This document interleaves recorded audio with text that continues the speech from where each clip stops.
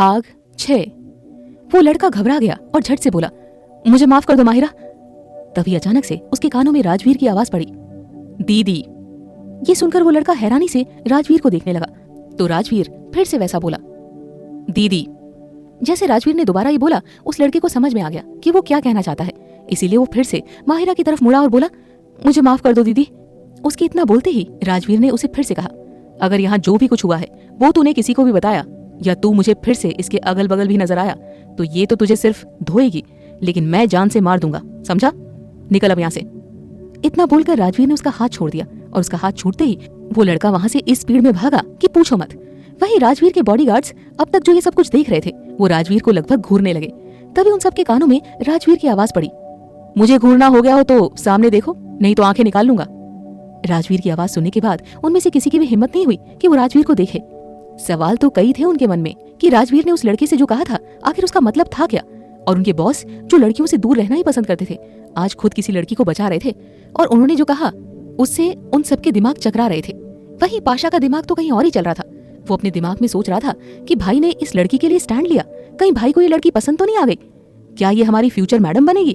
वैसे देखने में तो अच्छी है और बातें भी अच्छी करती है, हिम्मत वाली भी लगती है। लेकिन तभी उसके थॉट्स कुछ और आगे बढ़ते उसको राजवीर की आवाज सुनाई दी, अगर अपने दिमाग में कुछ भी उल्टा सीधा सोचा तो मैं तुझे पहाड़ी से उल्टा लटका दूंगा, वो भी पूरे 1 महीने के लिए। फिर भी अगर तू वहां से जिंदा बच गया तो तुझे काम पर वापस ले लूंगा। ये सुनते ही पाशा ने झट से राजवीर की तरफ देखा और अपने मन में फिर से बोला, इन्हें क्या मन की बात भी सुनाई देती है?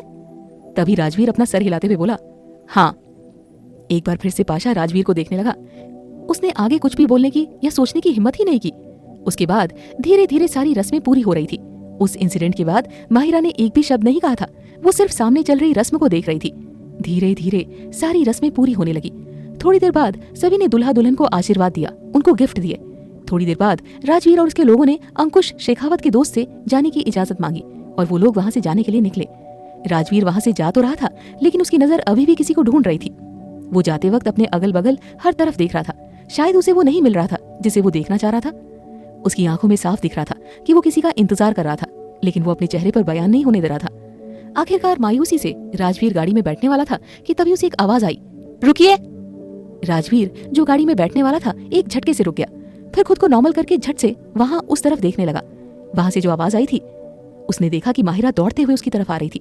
वो जैसे ही राजवीर के पास आने लगी, पाशा ने कुछ सोचा और वो बीच में आकर खड़ा हो गया। माहिरा ने उसे एक नजर देखा और फिर बिना कुछ बोले 2 कदम दूर हो गई और वो कुछ कहती कि तभी ये देखते ही राजवीर ने पाशा को कुछ इशारा किया तो पाशा वहां सामने से दूर हो गया और वो सब गाड़ी में बैठ गए। माहिरा राजवीर के थोड़ा करीब आई, फिर उसने अपना हाथ खोला। उसमें एक ओम का लॉकेट था जो दिखने में काफी सिंपल सा था। उसने वो लॉकेट राजवीर के हाथ में देना चाहा तो राजवीर ने अपना हाथ भी आगे नहीं किया था। ये देखकर माहिरा ने उससे कहा, हाथ आगे कीजिए, लेकिन फिर भी राजवीर ने कुछ नहीं कहा और वो ऐसे देख रहा था जैसे उसे कुछ सुनाई ना दे रहा हो। माहिरा ने फिर से वही बात कही, लेकिन फिर भी राजवीर का कोई भी रिएक्शन नहीं आया। लेकिन तीसरी बार माहिरा को गुस्सा आया और वो सीधा राजवीर के पास गई और उसके गले में वो लॉकेट डाल दिया। राजवीर माहिरा को अपने इतने पास पाकर सकपका गया। वो कुछ रिएक्शन देता कि उससे पहले ही माहिरा फिर से उससे दूर हो गई और वो बोली, माना कि आपको लोग बदुआ देते हैं, लेकिन आज आपने जो किया है ना, उससे ये तो पता चल गया कि आप एक लड़की की बहुत ज्यादा इज्जत करते हैं और यही काफी है आपको दुआ देने के लिए। चाहे कोई आपको कितनी भी बदुआ दे दे, लेकिन मैं हर बार आपके लिए दुआ ही मांगूंगी कि आप हमेशा खुश रहें। ये लॉकेट हमेशा आपकी रक्षा करेगा। आपने कहा था ना आपकी जान को हमेशा खतरा रहता है, तो ये आपको हर खतरे से बचाएगा। इतना बोलकर माहिरा बाई में अपना हाथ हिला देती है और वहां से दौड़ते हुए वापस हॉल के अंदर चली गई। वहीं राजवीर अभी भी मूर्ति बना हुआ वहीं खड़ा था। उसे तो होश तब आया जब पाशा ने उसे हिलाया और कहा, बॉस वो चली गई। राजवीर अचानक से होश में आया और उसने अपने गले में पड़ा वो ओम का लॉकेट देखा। अनजाने में ही सही, लेकिन उसके होठों के कोने थोड़े से मुड़ गए। पाशा ने ये देख लिया था, लेकिन फिर भी पाशा तो ठहरा पाशा। वो राजवीर को देखते हुए बोला, अरे भाई, उन्होंने ये आपको क्या पहना दिया? लाइए मैं इसे उतार देता हूँ। इतना कहकर उसने अपना हाथ बढ़ाया ही था कि तभी राजवीर ने अपना हाथ दिखाकर उसे रोक दिया, लेकिन पाशा कहाँ मानने वाला था। वो बोला, ओ तो आप खुद से निकाल कर फेंकेंगे ना? ये सुनकर राजवीर अपनी सर्द आवाज में सिर्फ इतना कहा, नहीं, और वो गाड़ी में बैठ गया। उसकी गाड़ी में बैठते ही पाशा के चेहरे पर एक शातिर मुस्कुराहट आ गई। वो भी आगे बढ़ने चला गया और अपने मन में बोला, वक्त बदल रहा है, कोई किसी की जिंदगी में आ रहा है। गाड़ी में बैठते ही पाशा ने सॉन्ग शुरू किया और उस पर जो सॉन्ग लगा था वो भी एकदम उस सिचुएशन के हिसाब से सूटेबल था। हसीना से मुलाकात हो गई, एक अजीब हसीना से यूं मुलाकात हो गई। क्या होगा कहानी में आगे जानने के लिए सुने अगला एपिसोड।